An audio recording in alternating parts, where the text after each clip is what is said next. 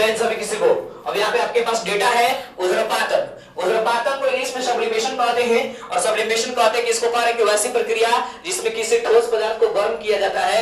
जैसे ही ठोस पदार्थ को गर्म किया जाता है, वह ठोस पदार्थ बिना द्रव में बदले सीधे किस में बदल जाता है? वाष्प की अवस्था में बदल जाता है। और उस वाष्प को ठंडा करने पर बिना द्रव में बदले सीधे किस में बदल जाता है? ठोस पदार्थ में बदल जाता है। इस क्रिया को ही उध्र्वपातन कहते हैं। पुनः एक बार रिपीट कर रहा हूं, ध्यान दीजिएगा। ये वैसी प्रक्रिया जिसमें जब किसी ठोस पदार्थ को गर्म करते हैं तो वो बिना द्रव में बदले सीधे किस में बदलता है? वाष्प की अवस्था में बदल जाता है। और उस वाष्प को ठंडा करने पर बिना द्रव में बदले सीधे किस में बदल जाता है?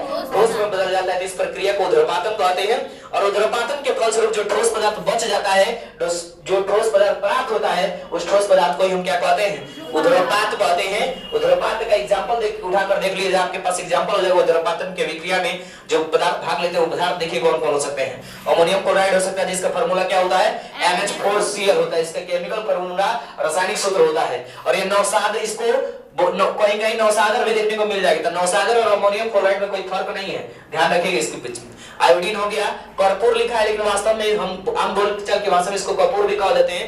शुष्क बर्फ कह देते हैं, अर्थात सूखा बर्फ जो कार्बन डाइऑक्साइड का क्या होता है? ठोस रूप होता है। और नेफ्थलीन भी किसका एग्जांपल है? ये सभी उध्र्वपात के एग्जांपल है। कोई तकलीफ है आपको? चलिए, थैंक यू सो मच।